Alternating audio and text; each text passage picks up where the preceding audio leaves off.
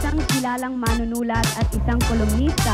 Ladies and gentlemen, please welcome Ronald Carballo. Ladies and gentlemen, Ronald Carballo, my good friend! The Korean Beauty, Ronald Carballo.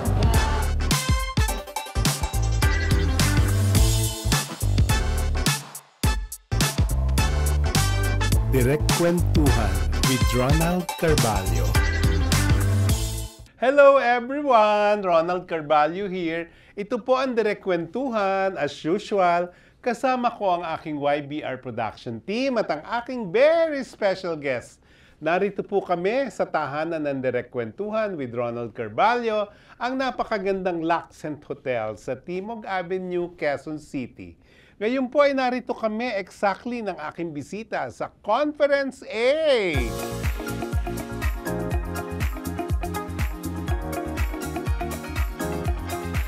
Ang guest ko po ngayon ay isa sa one of the most handsomest social media personalities and influencers, lead TV commercial model, an indie actor, and a sought-after event host.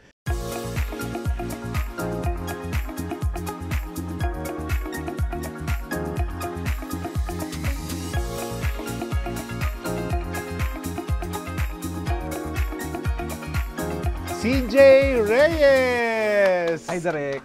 Hello. Nice to meet you po. Oo, nice to meet you, no? Diba? Ang ating panauhin ngayon ay first time ko rin na-meet na sa social media lang kami magkakilala, sa FB. Yes po. Good looking in Binabasa ko lang person. yung mga status mo. Thank you. So ngayon, ang question ko muna sa iyo, syempre ngayon lang tayo nagkakilala. Yung CJ Reyes, real name ba yan? Screen name? My name is Cyrus John, kaya CJ. Oo. Mas parang ko kasi, madaling i-recall kesa sa first name ko. Okay. Sino at ano ka ngayon? Talaga, mostly do hosting. So I host different events from weddings, debut, corporate events, lahat. Uy, alam mo nga, napapansin ko talaga, parang natutulog ka pa ba? Yes Parang po, araw-araw may post ka talaga Kasi na Direk, nag-host ka eh. bare months na kasi. Oo. Pero kahit hindi pa, hindi naman. napapansin ko. Meron din pong wala. Oo. Apo. Nangyayari din yung wala. Oo. So, bago nangyari lahat ito sa'yo, na nag-host ka, etc., ano yung pinakasimula ng karir mo in showbiz? Nag-start ako sa TV commercials. Okay. So, I started 8 years old. Parang ang first commercial ko po is a milk brand. Oo. Then after po nun, yun nagbe-BTR po ako to mga different na audition, castings, BTR. Tapos yun po, parang the usual talent na na procedure. Sinabi ko nga kasi, napapanood kita syempre sa BTR, TV, di ba? po, Na, tapos ang mga commercial mo, lead ka eh. Opo, di ba? Pero parang mas dati, mas mga talaga. Mas lead nung pa. medyo po ako, medyo mas bata-bata na konti. Kasi ngayon po, hindi na rin ako parang ganun ka-active sa castings. Kasi parang po siya eh. Medyo time-consuming din. Saka hindi rin kasi siya sure. Ang YBR Production, na producer natin. Apo, yes. TV commercial sila. Apo, So, narinig ko po yung nila. Oo. Narinig ko po yung Nagtrabaho production ka na, nyo. hindi pa, no? Ha? Hindi ka pa nagtrabaho sa kanila. Hindi ko po ma-recall na sa dami. Kasi Oo usually nga. po ang namin kausap is caster. Oo. So, yun. Possibly po dati. Oo. Tapos, unang-una kitang napanood sa Saan Gay po? Indie Film. Okay Hindi ko po. na maalala yung title, pero kinunan siya abroad eh. I Love You, Thank You title nun. Ayun. Opo. Yung ba ang first mo that time? May mga nagawa na po ako before, pero yun kasi yung siguro parang feeling ko parang one of the main Lead yun. cast. Oo, lead. Though si Joros Gamboa po yung pinakabida dun. Oo. Saka parang Thai actor.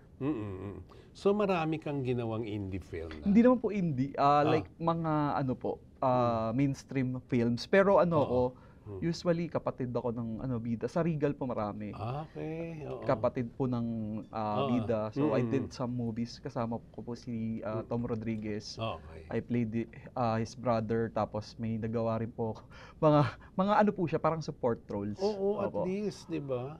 Tapos kay what do you call this, yung kay Donnie Pangilinan, I played his kuya rin.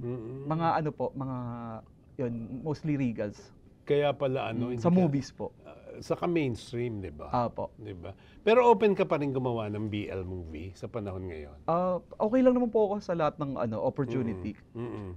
Sa ano lang talaga, naging ano ko lang talaga focus yung ginagawa ko ngayon since I generate money from that. Oo. So, kumbaga, nag-aantay ka lang ng offer. Kung no? meron po.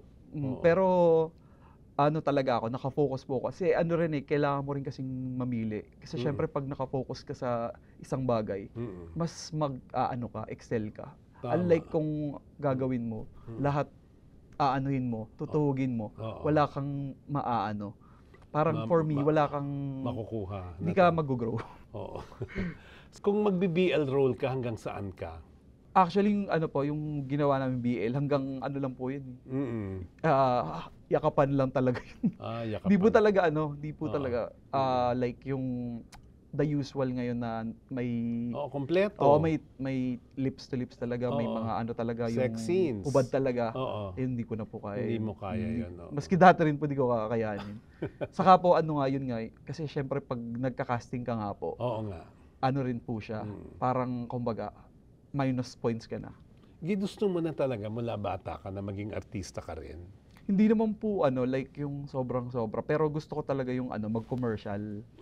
Kasi kasi po, nga 8 years old parang ka pala. natutuwa ako. Tapos nung nakapag-commercial na po ako, that's the time na nagkaroon po ako ng interest din na maging ganun nga po, maging artista, ganun, mga maging sikat, mga ganun. Oo, Pagbata naman po, Siyempre, 'di ba? oo. Parang lahat ng nag-enter sa entertainment industry, yun ang gusto. Oo. Nag-teleserye ka na ba?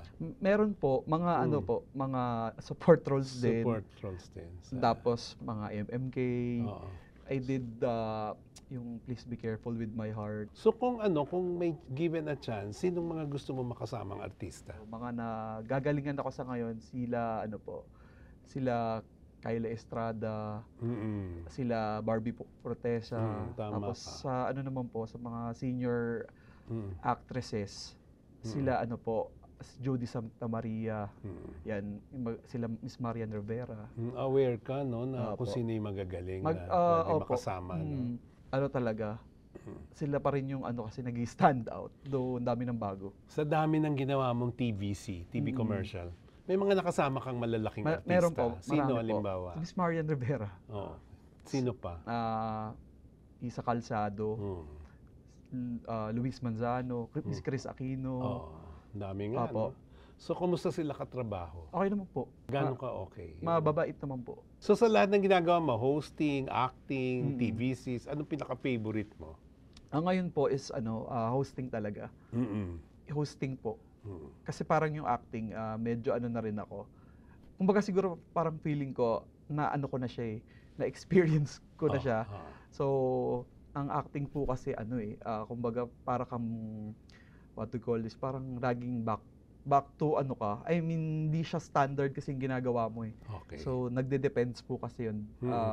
Based sa, storyboard, ganun. So, hindi siya yung pagsalang mo doon, alam mo na lahat. Oo. So, So, kung sabay-sabay dumating, TVC, hosting, teleserye, in one day, anong pipiliin mo? Mag-weigh in ako. Siyempre, kung teleserye, baka maganda yung role . Siyempre, ko na po yun, grab ko na yun. Pero kung lang, like, lang naman, the usual na siyempre, prioritize ko yung medyo kikita ng malaki. Okay, yun ang gusto kong kasi itanong. syempre, So, ano nga mahalaga? Passion o pera? Sa ngayon po, pera. Oo. Yes po, pera. Though passion ko rin naman yun. Passion ko rin naman po yung mag-talk. Talaga mas gusto mo yung Apo. hosting, no? Oo. Saan ka nahihirapan at saan ka mas natutuwang trabaho mo? Sa mahirap po ang mag-acting. Siyempre po ang nakakatrabaho nyo is different personalities. For example, kayo. Baka siyempre may mga times na mahigpit po ang ang director. Siyempre gusto nila ng magandang output nila. So medyo natatakot ako sa mistake. Baka masabihan akong tanga. Mabato ko ng script ganun. Nangyari na ba sa iyo 'yon? May ganun ka ng experience? Hindi naman po namura, pero lang. Parang medyo nagkakamali sila yun. Though siguro ano po kasi yun, kaya Scene is veteran ano po talaga, artista. So syempre nape-pressure ka. Nabanggit mo na kanina yung ang unang commercial mo, bata ka pa. Ano yun? Gusto mo na yun o nanay mo ang may gusto, parents mo, ano? Dinadala ka sa mga... Yun syempre po pag bata ka naman, hindi mo rin naman ano yun eh.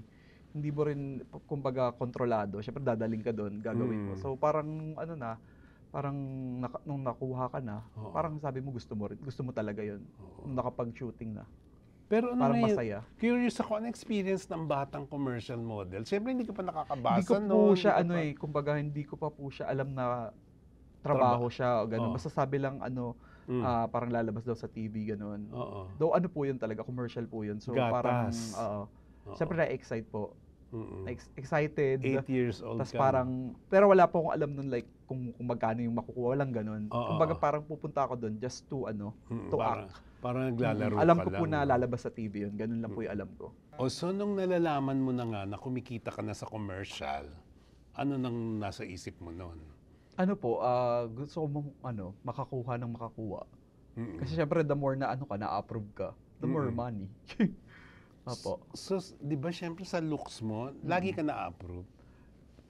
Let's say, pupunta ako sa 30 na audition, makakakuha ko ng isa, dalawa. Natatandaan ko po yun kasi there's a time na nag-rent ako sa Makati just to parang karirin talaga. Yung kasi po, galing mo, no? Tapos? Pag po kasi, pag parang nandun ka talaga sa time na active ka. Magastos po kasi pag, for example, galing ako Manila. Siyempre po, kung magdadrive ka, pabalik-balik, tapos magpa-park ka pa, ang daming Unlike po kasi doon, that's nung time na I rented a place in Makati, lalakad lang po ako. Okay. Magkakatabi na po kasi yun eh. Oo nga. Like sa area doon sa Makati, doon na po talaga lahat ng mga production house.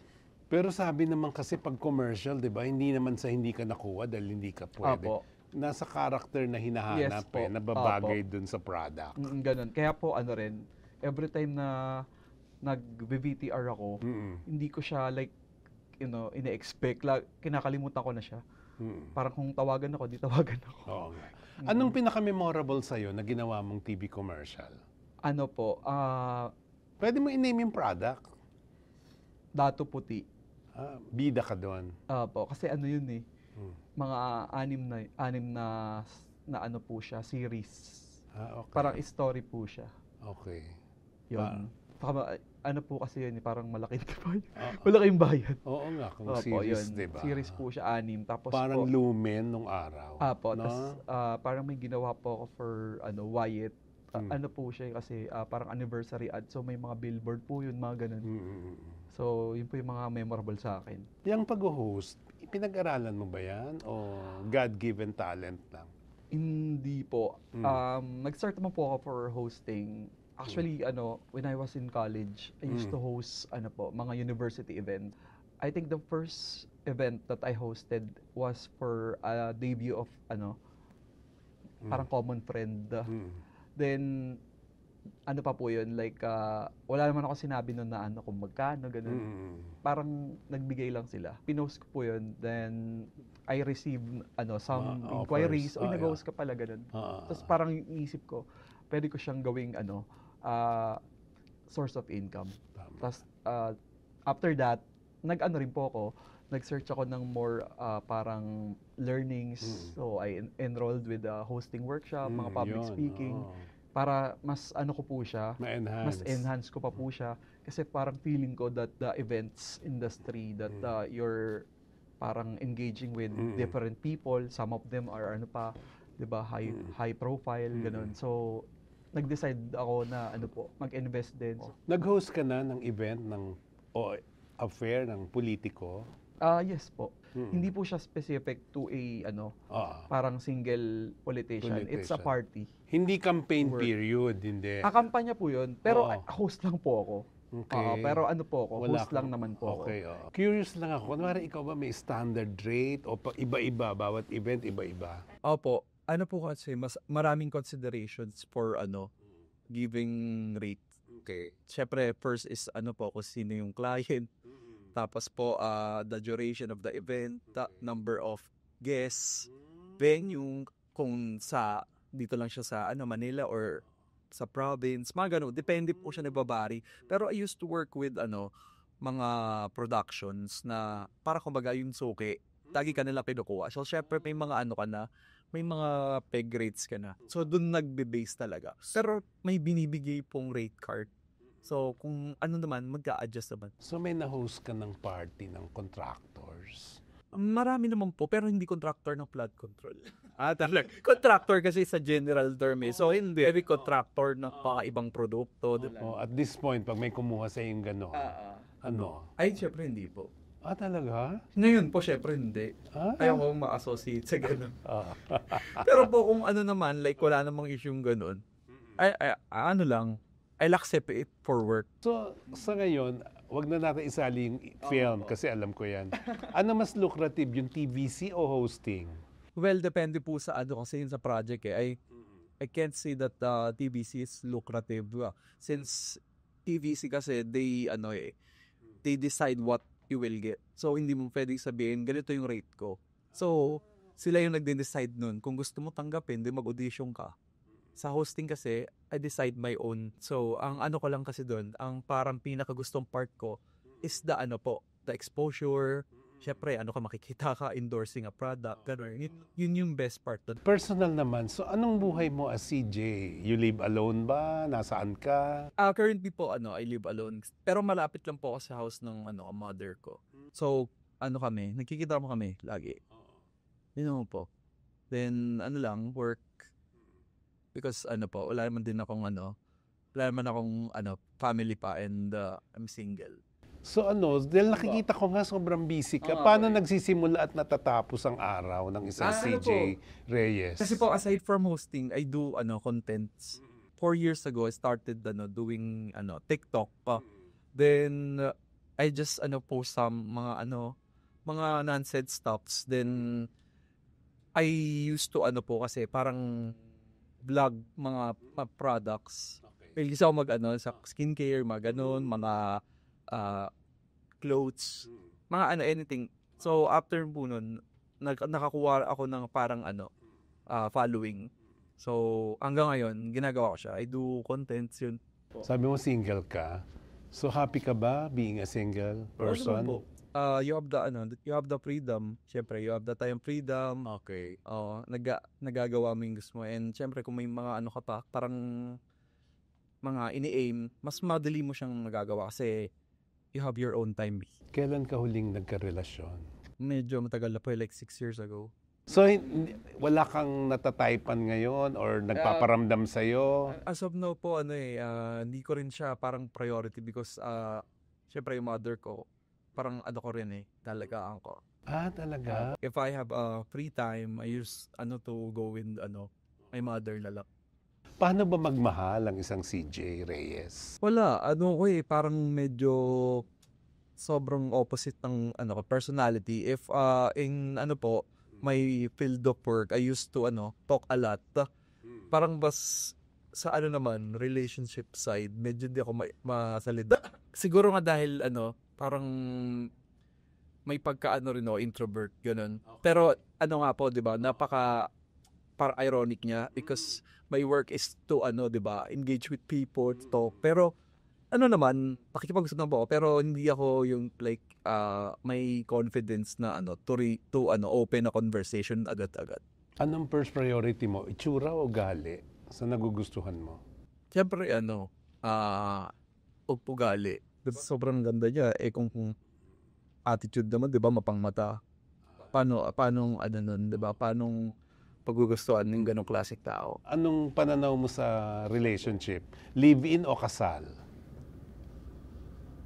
Parang parehong wala. Ha? Oo. Ano? Kasi for me yung kasal, sa dami ko ring nababasa na mababaltaan na after ganito naghiwalay, parang ang hirap din kasi hindi pa rin talaga masabi if until when maglalas yung love. 'Di ba? Okay. Kasi yung mga iba nga inabot na ng dekada, naghihiwalay pa rin, 'di ba? So hindi pwedeng rin, 'di ba? Hindi mangyari sa iyo 'yun. Kung live-in, Even naman, since ano nga po, gusto ko pa freedom na sa ginagawa ko. Parang gusto ko magalito, di ba? Kung may kasama ka kasi, you have to adjust. Siyempre baka ayaw ng tao. So maraming maraming adjustments. So, ang ibig sabihin niyan, ayaw mo magkapamilya, ayaw mo magkaanak. Hindi naman po.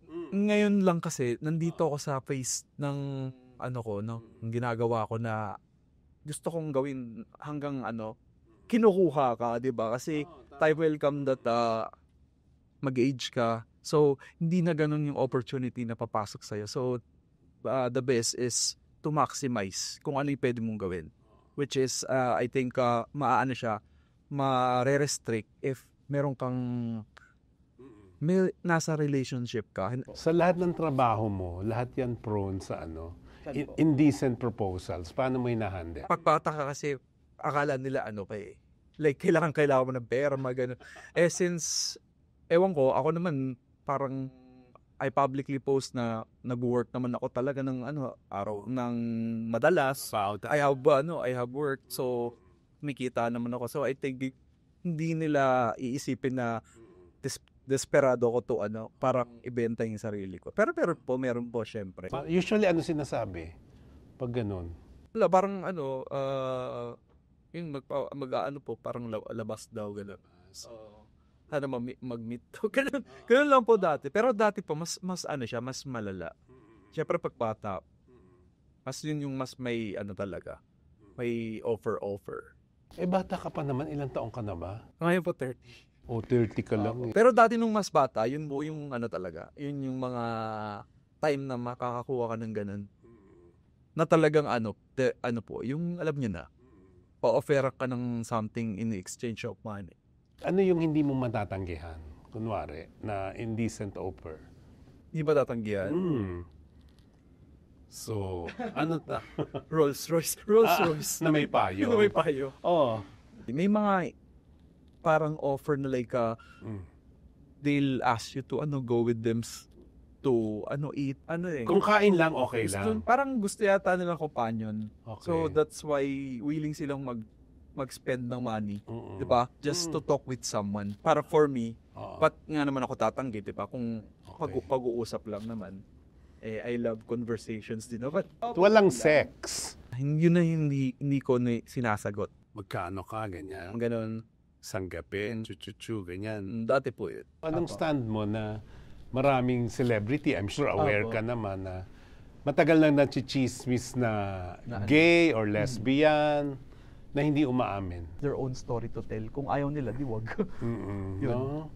Ikaw ba yung tipo ng lalaki na naiilang na may kasamang gay in public? Hindi po. Kay kaibigan, kay kung sino pa man? Ay, hindi po. May mag-offer sa'yo ng Magkano? 1 million for a night. Pwede naman. Di ba?